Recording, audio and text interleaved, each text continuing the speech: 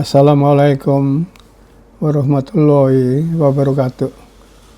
Ibu dan Bapak sekalian yang saya hormati, marilah kita melanjutkan pembahasan kita tentang faal paru. Dan pada sesi 3 ini kita akan masuk ke sesi spirometri 3.5, yaitu tentang persiapan. Persiapan ini tidak kalah pentingnya dengan kalau kita membaca hasil pemeriksaan.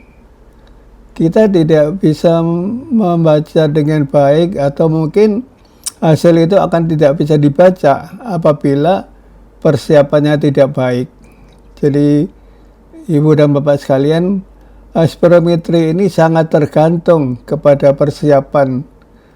Hasilnya itu baik apa tidak, atau bisa diinterpretasi atau tidak, tergantung pada persiapan yang kita lakukan.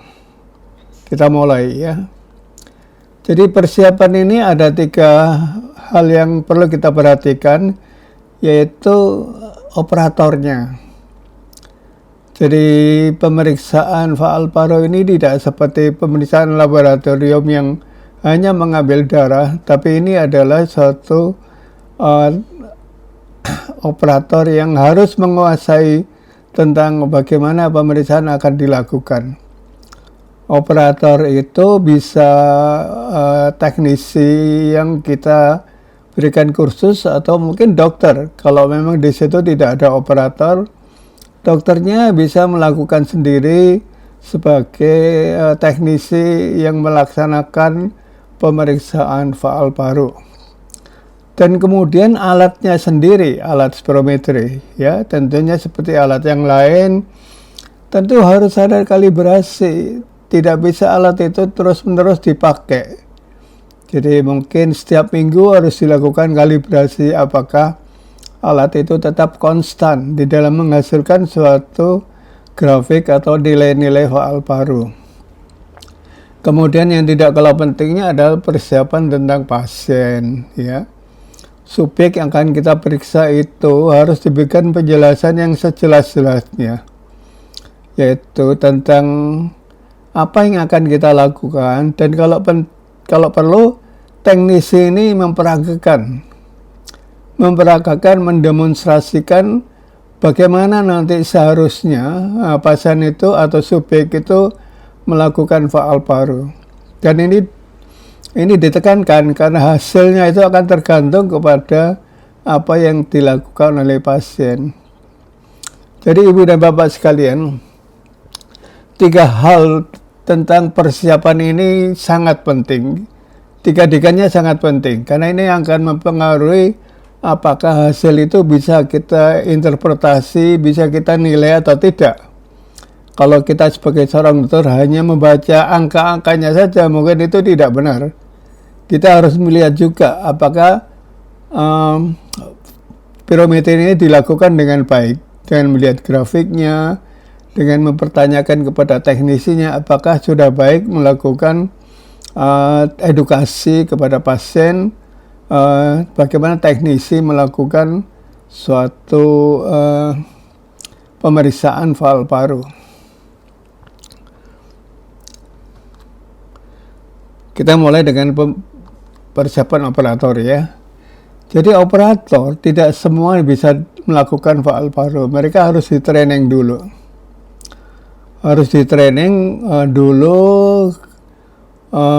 Supaya nanti interpretasi kita bisa baik dan benar. Jadi training itu bisa dilakukan di rumah sakit, atau mungkin bisa dilakukan di tempat-tempat tertentu, laboratorium yang punya spirometri. Kira-kira waktu yang dibutuhkan itu paling tidak minimal 3 jam. Minimal ya. Jadi mereka benar-benar menguasai tentang bagaimana subjek akan melakukan pemeriksaan faal paru ini. Kemudian hasil, kita harus juga mengevaluasi ya. Kita mengevaluasi, mereview dengan melihat apakah spirometri dan keterampilan interpretasi ini sudah baik. Jadi hasil kinerja spirometrinya ini kita review dan kita evaluasi apakah operator ini sudah melakukan pekerjaannya dengan baik. Kemudian kinerja spirometer juga harus kita sesuaikan dengan kebutuhan lokal dan fasilitas, ya. Kemudian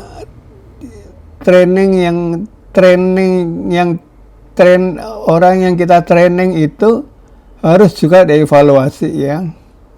Jadi apakah dia benar-benar melakukan pemeriksaan ini, memberikan edukasi dengan baik. Jadi ini adalah persiapan untuk operator. Nah, kemudian untuk alat, ya, ini yang kalau satu laboratorium Alparo yang lengkap seperti ini, ya. Kita lihat di situ ada body plate seismograph, ada DLCO, ada diffusion lang carbon monoxide, ada spirometri. Nah, sebetulnya kalau seorang teknisi itu tidak hanya menguasai spirometri, tapi dia juga menguasai tentang bagaimana body plate seismograph, seperti tabung yang ada di belakang orang yang baju putih itu. Kemudian nanti itu ada DLCO, ada spirometri, ada oscillometri, dan lain-lain itu. Ada nitrogen washout juga, ya. Jadi mereka training itu sebetulnya kalau di laboratorium yang lengkap itu tidak hanya untuk spirometri, ya. Jadi mereka bisa melakukan semua yang ada, alat-alat yang ada di rumah sakit atau laboratorium tersebut. Jadi di luar negeri itu alatnya lengkap, ya. Jadi ada DLCO, ada body plate seismograph, ada spirometri, kemudian ada washout, ada oscillometri. Dan itu yang harus dikuasai oleh training. Tapi kalau kita di sini hanya spirometri dulu, kecuali kalau ada rumah sakit yang punya DLCO, itu harus ada di training. Dan rumah sakit mungkin ada beberapa yang punya body plate seismograph. Nah, itu juga harus di training. Jadi yang di trainingnya itu hanya satu orang untuk sekian alat-alat itu. Tidak untuk spirometri saja, ya. Jadi dia harus juga menguasai yang lain. Jadi ini kemudian alat gimana, ya? Jadi alat itu harus dikalibrasi. Kita lihat di samping kanan ini adalah suatu kalibrator yang ini kira-kira 3 liter, ya. Jadi alat ini kalau dimasukkan di dalam spirometri, maka itu tentunya spirometri akan menggambarkan satu grafik yang ukurannya 3 liter, ya. Sama, ya, dengan ini, ya. Jadi kemudian cek seluruh pipa-pipa apakah ada kebocoran. Kemudian bagaimana menempatkan spirometri dengan suatu suhu yang lembab, ya, kelembapannya yang cukup sama dengan pemeriksaan penderita. Kemudian ada juga mungkin laboratorium itu ada validasi yang direkomendasi oleh pabrik. Jadi ini adalah data-data tentang bagaimana alat itu di quality control, ya, tentang intervalnya berapa lama, kemudian kerjanya seperti apa. Jadi ini adalah tes yang direkomendasi oleh American Thoracic Society dan European Respirology Society. Ini standar-standar yang diajukan oleh ATS dan ERS. Nah, apa yang kita harus lakukan untuk pemeliharaan alat? Lakukan kalibrasi dengan literatur. Ya, teratur. Jadi maksud saya itu kalibrasinya dalam waktu yang sama kita periksa apakah tetap 3 liter, ya, kemampuan dari spirometri itu apa tetap 3 liter. Kemudian kalau itu mouthpiece-nya apa dari kertas, mungkin dari yang disposable atau dari yang pipa-pipa yang kadang-kadang dipakai lagi, itu kita harus juga periksa ya. Kemudian ada quality assurance dari programnya, itu kita lihat apakah memenuhi untuk quality assurance-nya. Kemudian dikalibrasi dengan pipa dengan syringe yang 3 liter, dan itu cukup seminggu sekali ya. Jadi kalau untuk pasien-pasien yang di poliklinik misalnya begitu yang sering dipakai, maka seminggu sekali sebelum dipakai harus dilakukan kalibrasi dan bersihkan yang baik, karena itu dipakai untuk orang yang berbagai-bagai macam orang, pasien yang mungkin menderita bermacam-macam penyakit ya, sehingga penularan bisa terjadi melalui alat itu. Jadi ini harus dibersihkan dengan baik, kemudian diservis. Kalau sudah waktunya servis, harus diservis dengan baik ya. Kemudian kita sudah selesai tentang alat, kita sekarang masuk ke persiapan pasien ya. Ini yang penting, persiapan pasien ya.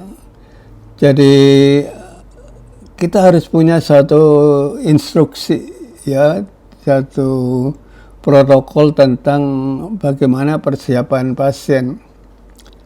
Apa yang harus kita lakukan, yaitu obat-obat harus di stop, obat-obat untuk yang terutama yang mempengaruhi bronkhodilatasi atau bronkokonstriksi. Kemudian rokok itu harus di stop ya. Kemudian yang lain itu kita harus memeriksa antropometrik, tinggi badan, berat badan, dan lain-lain. Kemudian kita juga harus pemeriksaan fisik, ya, apakah ada kelainan-kelainan pada orang ini. Kemudian anamnesa juga penting, karena anamnesa itu nanti akan menyebabkan interpretasi pada hasil faal paru, karena faal paru bukan suatu alat diagnostik, tapi sebagai satu penunjang diagnostik. Jadi spirometri itu penunjang diagnostik untuk suatu simptom atau pemeriksaan yang menjurus ke kelainan pada paru. Ini kalau menurut Mottram, jadi satu anamnesa yang pendek atau singkat itu dapat memberikan data yang signifikan terhadap fungsi paru atau faal paru. Ya, data-data yang akan diberikan oleh faal paru itu akan baik kalau kita bisa tahu juga tentang anamnesa pada orang ini. Ya, dari teknologis juga harus familiar ya, harus tahu benar tentang patofisiologi. Jadi sehingga dia dapat mempraktikkan protokol yang kita buat, sehingga tujuan-tujuan kita akan bisa dicapai. Jadi inti dari Mottram ini adalah kita harus tahu riwayat pasien ini. Kemudian kita harus juga tahu patofisiologi apa yang akan terjadi pada pasien ini. Itu harus familiar dengan protokol kita juga, sehingga tujuan kita memeriksa faal paru bisa tercapai dengan baik. Misalnya ini ya, contoh-contoh ini pasti kita sudah tahu ada ya. Umur, kemudian jenis kelamin, tinggi badan, berat badan, riwayat penyakit dulu, indikasi faal paru harus ada indikasi ya. Kemudian riwayat keluarga, ada asma, ada TB, sesak, aktivitas, ada alergi, ada PPOK, dan merokok. Berapa banyak merokok per batang, per hari, per tahun. Kemudian jenis rokoknya. Jenis rokoknya apa? Jenis rokoknya itu suatu rokok putih atau rokok kretek atau mungkin rokok yang lain ya. Kemudian kapan dia berhenti? Kapan berhenti yang lain? Kapan dia berhenti merokok itu harus dipastikan ya. Kemudian apakah orang ini sering infeksi paru? Sering pneumonia, sering LRTI, lower tract infection, kemudian sering terjadi apalagi kalau pernah TB dan sebagainya ya, kita harus tahu apakah orangnya sering infeksi, misalnya pneumonia atau apa ya. Kemudian apakah orang ini terpajan dengan polusi lingkungan, karena ini akan menjadi catatan bagi dokter nanti bahwa orang ini hasil faal paru ini karena orang ini juga terpajan dengan lingkungan, mungkin di tempat kerja atau mungkin di rumah atau di dapur dan sebagainya. Pernah mengalami kecelakaan di toraks paru atau pernah operasi toraks dan perut, juga ini pernah akan mempengaruhi hasil faal paru jika harus diberi catatan di situ. Apakah pernah sakit jantung, juga pernah ya. Kemudian apa pasien mengidap asma, ini juga penting pada saat itu ditanyakan apakah pasien mengidap asma. Kemudian apa daftar obat-obat yang pernah dikonsumsi pada pasien itu. Ini dicatat semua. Ini mungkin tidak begitu lengkap, tapi mungkin dari Bapak Ibu sekalian punya daftar lagi suatu kuesioner yang lengkap yang diketahui oleh dokter nanti mengambil kesimpulan tentang hasil dari spirometri. Kita bicara tentang perokok ya. Sebaiknya orang ini tidak merokok 24 sebelumnya. Jadi karena merokok itu asap itu akan mempengaruhi hasil pada RW. Bagaimana RW itu akan bereaksi kalau orang ini merokok. Jadi 24 jam sebelumnya harus berhenti. Apalagi kalau untuk pemeriksaan DLCO ya, diffusion lung carbon monoxide, karbon monoksida itu sangat-sangat tergantung kalau orang ini merokok. Jadi penting untuk di stop rokok sebelum pemeriksaan. Kenapa begitu? Karena sudah terbukti bahwa merokok itu akan mempengaruhi secara langsung penurunan DLCO. Jadi rokok ini penting untuk diperiksa kalau kita melakukan DLCO, dan kalau spirometri juga 24 jam sebelumnya harus berhenti. Jadi merokok itu juga akan meningkatkan level karbon monoksida darah yang akan mengganggu DLCO.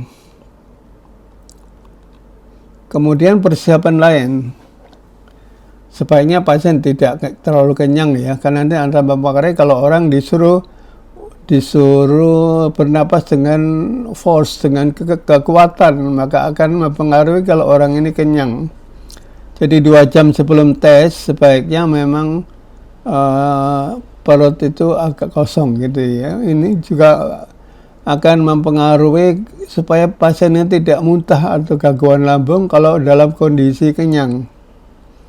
Ya, kemudian tidak boleh olahraga karena olahraga ini bagian dari evaluasi. Jadi spirometri ini juga akan mempengaruhi hasil olahraga. Jadi sebaiknya orang itu istirahat dulu sebelum akan dilakukan tes. Kemudian pasien dijadwalkan tidak boleh minum yang mengandung kafein kalau untuk uji provokasi bronkial. Ya, tidak boleh minum Coca-Cola, cola, theobromine, makan coklat dan lain-lain akan mempengaruhi hasil provokasi bronkial. Kemudian alkohol. Kalau orang pasien memang ini suka alkohol, maka 4 jam sebelumnya tidak boleh berhenti, tidak boleh dikonsumsi. Ya. Dia olahraga berat sebelum tes juga akan tidak boleh. Jadi harus dalam kondisi istirahat. Ya. Olahraga itu akan dapat menghasilkan sirkulasi katekolamin sehingga akan menimbulkan peningkatan tonus saluran napas yang akan mengakibatkan hasil faal paru obstruktif. Jadi pentingnya menghentikan olahraga sebelum tes, sebelum latihan, sebelum pemeriksaan faal paru. Yang lain apa? Longgarkan pakaian sampai ketat. Jadi sabuk pakaian dilonggarkan. Dasi juga kalau ada dilonggarkan. Gigi palsu tetap saja boleh, tapi jika longgar akan menghalangi mouthpiece. Sehingga kalau disuruh ekspirasi mouthpiece bisa lepas nanti ya. Jadi gigi palsu tetap saja ada, tapi jangan sampai longgar gitu. Kemudian yang tidak mampu duduk atau berdiri perlu waktu, tambah waktu dan peralatan karena operasi akan diperiksa dengan kondisi yang tidur ya, jadi perlu peralatan khusus atau tracheostomy. Pasien itu perlu perangkat khusus untuk membuat koneksi ke standar sirkuit faal paru. Jadi kalau hal-hal yang khusus ini juga perlu waktu karena harus ada persiapan penyediaan alat-alat, terutama kalau untuk pasien yang di tracheostomy dan pasien yang mungkin tidak bisa diperiksa dengan duduk atau berdiri. Jadi ini satu rekomendasi dari Motren, tinggi harus diukur, tidak boleh tidak ya. Dan ini tanpa sepatu. Seringkali orang secara tidak sengaja pakai sepatu lalu diukur tinggi badannya dan berat badan, ini tidak boleh. Jadi diukur dalam satuan sentimeter. Kalau orangnya melaporkan sendiri, dok tinggi saya sekian, berat badan sekian, itu biasanya tidak akurat. Jadi tidak usah dipercaya. Diukur dengan alat yang ada di dekatnya spirometri. Jadi spirometri harus punya alat untuk mengukur tinggi badan dan berat badan. Biasanya di tiap rumah sakit atau laboratorium pasti ada ya untuk mengukur itu. Kemudian kalau orang ini ada kelainan di skoliosis misalnya, maka tentu ada ukuran yang lain ya. Alternatifnya adalah dengan rentang tangan untuk mempertinggikan tinggi berdiri pasien yang tidak dapat berdiri atau yang memiliki kelainan yang dalam bentuk tulang belakangnya ada kelainan. Ini dengan pengukuran rentang lengan. Jadi ini ya, kalau ini lihat pasien ini menghadap ke sini, bukan ke dinding ya, bukan ke dinding. Ini alat untuk mengukur tinggi badan yang benar ya. Kemudian ini kalau rentang lengan ini kalau memang tidak bisa karena berdirinya tidak bisa tegak, maka ini dengan rentang lengan ya, karena orang ini tidak bisa tegak.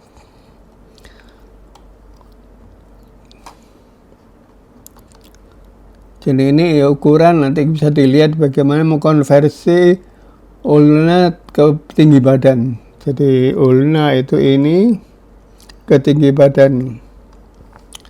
Kemudian instruksi pada pasien, data faal paru yang valid tergantung pada usaha pasien atau upaya bagaimana dia melakukan force, bagaimana dia melakukan suatu aktivitas yang diberi aba-aba untuk melakukan pemeriksaan dengan kekuatan, dengan force. Makanya disebut force vital capacity. Kemudian jelaskan apa yang akan dilakukan. Kalau perlu didemonstrasikan, peragakan, dan cepat dilakukan pada pasien, dilihat apakah pasien sudah benar akan melakukan pemeriksaan itu. Nah ini yang saya maksud dengan force vital capacity ya, kan ini harus dilatih. Pasien harus melakukan satu instruksi, harus melakukan suatu pemeriksaan dengan meniup yang sekuat-kuatnya, force.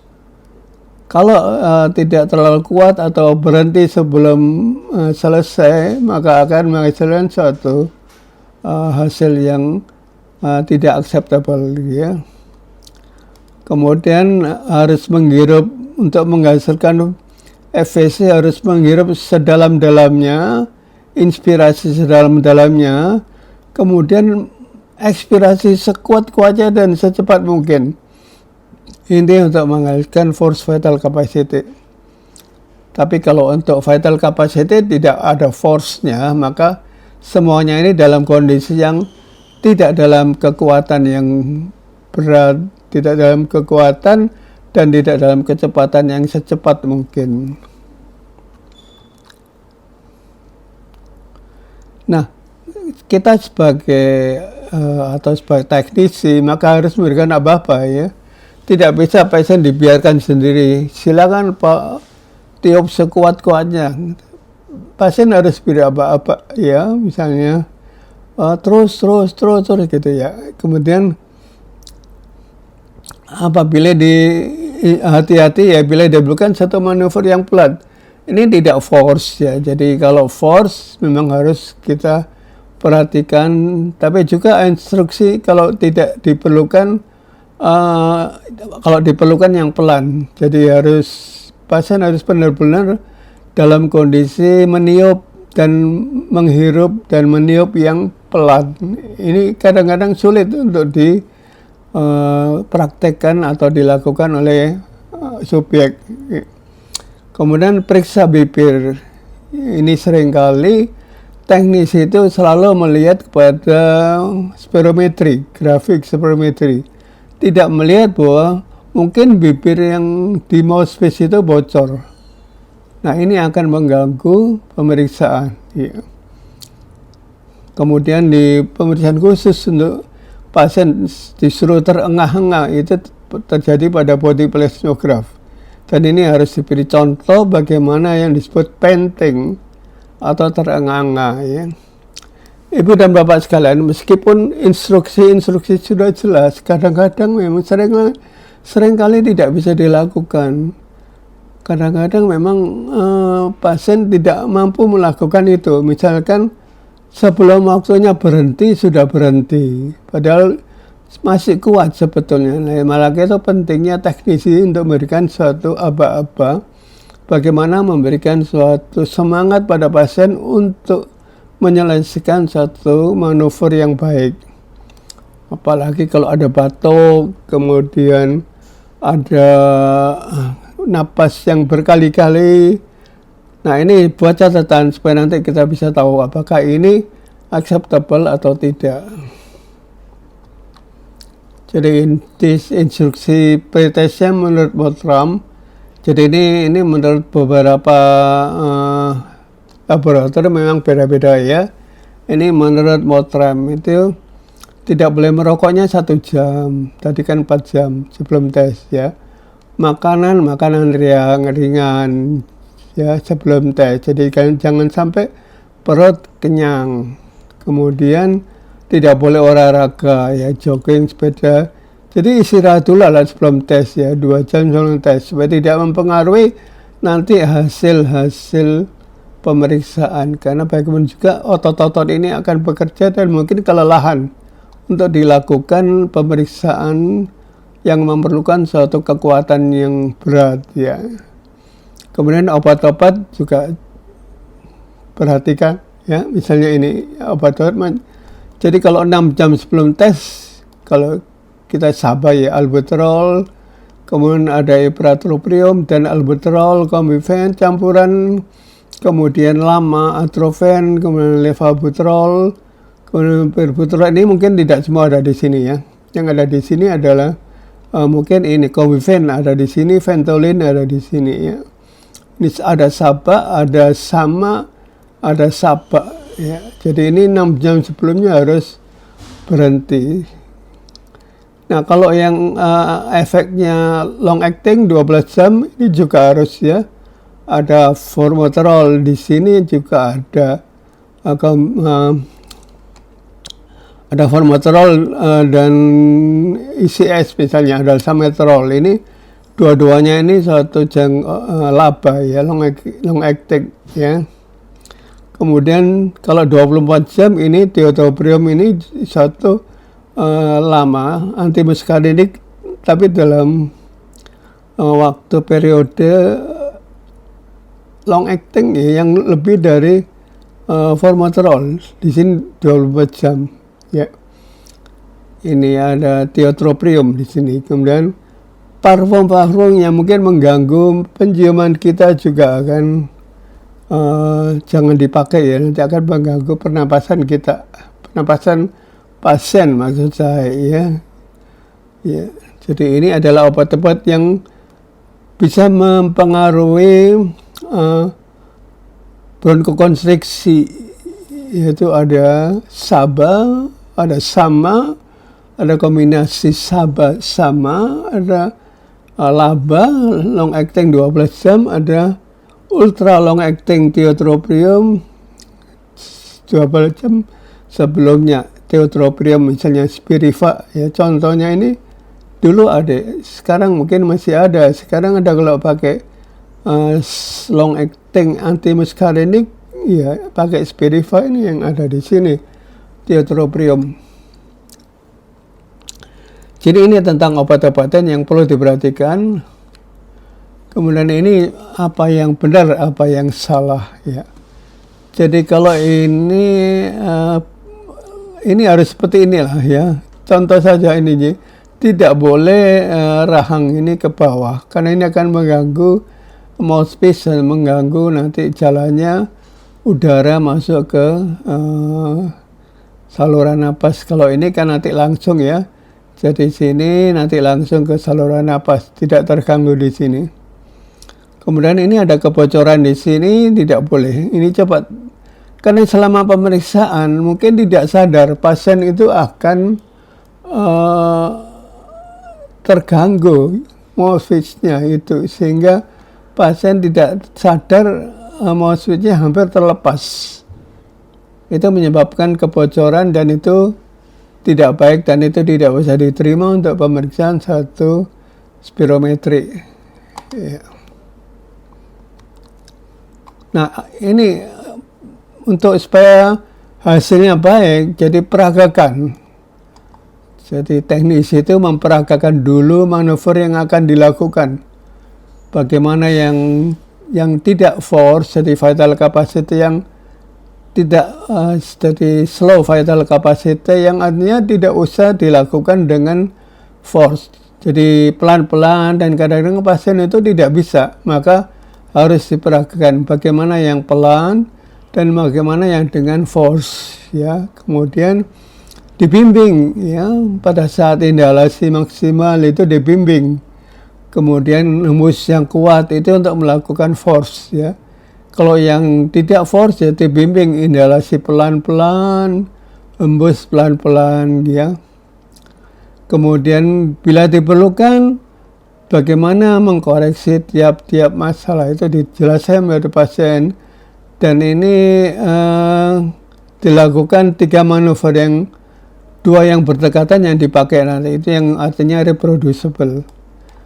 Kalau nanti sampai 8 manuver tidak bisa, maka tidak boleh diteruskan, diulangi, karena itu pasien sudah capek. Nah, ini perlunya bimbingan ya. Jadi ini teknisi memberikan bimbingan, ini dilihat. Teknisi melihat apakah ada kebocoran di sini. Dan hidungnya ditutup dengan baik. Ini ditutup, dilihat apakah tidak ada kebocoran, lalu diberi bimbingan, tiup terus tiup. Nah, setelah itu sampai selesai, baru nanti dilepas. Nah, ini dilakukan 3 kali. Ini Ibu dan Bapak sekalian. Kemudian urutannya adalah, jadi kita siapkan dulu protokol untuk teknisi, kemudian instruksi pada pasien bagaimana, instruksi sebelum pemeriksaan seperti apa, dan fokusnya adalah obat-obatan harus berhenti, karena ini akan jelas mempengaruhi bronkokonstriksi atau bronkorelaksasi. Kemudian merokok, makan, dan sebagainya, ini harus juga suatu instruksi yang harus ditekankan kepada pasien. Jadi memang suatu pemeriksaan yang cukup rumit, cukup panjang ya untuk pemeriksaan spirometri ini ya. Jadi tidak spirometri saja, tapi juga untuk DLCO, untuk body plethysmograph juga harus dilakukan persiapan seperti ini. Karena ini akan mempengaruhi hasil nanti hasil yang akan kita lakukan untuk interpretasi pasien ini bagaimana hasilnya. Jadi misalnya ini ya algoritmnya ya. Misalnya ini untuk asma ya. Apakah ada anamnesa atau pemeriksaan fisik misalnya Wishing yang konsisten dengan asma? Ini kalau kita mau melihat faal paru pasien-pasien yang kemungkinan asma ya. Ya, kalau tidak ada history itu, maka cari yang lain. Kemungkinan bukan asma, ya. Tapi kalau ada ini, ada kemungkinan riwayat asma, ada Wishing, ada mengi, kemudian ada keluarga yang asma. Kalau iya, teruskan dengan spirometri. Ini harus ya. Kalau tidak punya, apakah boleh peak flow? Ya, silakan. Kalau tidak ada spirometri, lakukan peak flow meter. Ya. Kemudian kalau di spirometri, apakah FEV1 per FVC normal? Ini menunjukkan adanya obstruksi atau tidak ya. Kemudian kalau ini tidak normal, maka berikan bronkodilator. Ya. Kalau ini normal, maka cari FVC, FEV1. Kalau normal juga, maka kemungkinan kita harus melakukan suatu tes bronkial. Ya. Jadi kalau ini tidak jelas adanya obstruksi, kemudian tidak jelas adanya FVC dan FVC, tapi semuanya menjurut ke asma. Yang kalau menjurut ke asma tapi spirometrinya tidak baik, maka lakukan bronchial test. Jadi bronko belum ini dilakukan ini, maka nanti akan ada hasilnya apakah dia ada hyperactivity apa tidak. Kalau ini tidak, maka ini berarti restriksi ya. Jadi kalau ini normal tapi FVC tidak normal, maka ini adalah restriksi. Jadi kalau ini bronkodilator, kemudian kalau ada perbaikan 12% dan 200 cc, ini satu reversible ya. Kalau reversible, maka di stop ya, cocok reversible ya. Tapi kalau tidak, maka ini adalah COPD karena tidak bisa COPD itu reversible seperti ini. Jadi kalau ini FVC-nya normal, tidak normal, diberi bronkodilator, reversible, maka kemungkinan ini adalah asma. Ya. Tapi kalau tidak, ini adalah PPOK. Karena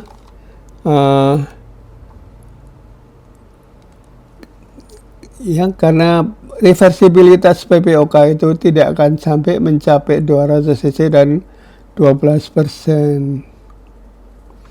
Jadi ini menurut Monrem ya. Jadi kalau menurut ATCRS juga ada macam-macam, atau menurut Gina ya, kita ada macam-macam bagaimana algoritma bagaimana kita mendiagnosa asma. Kalau ini menurut Monrem, saya kira ini bisa dipakai juga ya. Kalau ini kan menunjukkan kalau orang itu tidak obstruksi dan di FVC satunya normal, maka tentunya harus dilakukan tes provokasi karena ada riwayat asma dan pemeriksaannya menjurus ke asma. Tapi kalau jelas ada obstruksi dan kemudian diberikan bronkodilator, ada reversible, maka kemungkinan ini adalah memang asma. Makanya ini diberhentikan karena ini memang terdiagnosa sebagai asma. Ya, kalau tidak dia ada obstruksi, cuman tidak sampai reversible, maka ini adalah PPOK. Jadi ini ya Bapak sekalian mengenai algoritma ini, saya kira ini yang wajar kita bisa pakai untuk pemeriksaan spirometri. Jadi ini adalah sesi 3 berakhir. Apabila ada pertanyaan, silakan tulis di kolom komen. komentar, Ibu bisa bertanya atau memberikan komentar. Sesi 3.5 ini berakhir dan saya tutup. Assalamualaikum warahmatullahi wabarakatuh.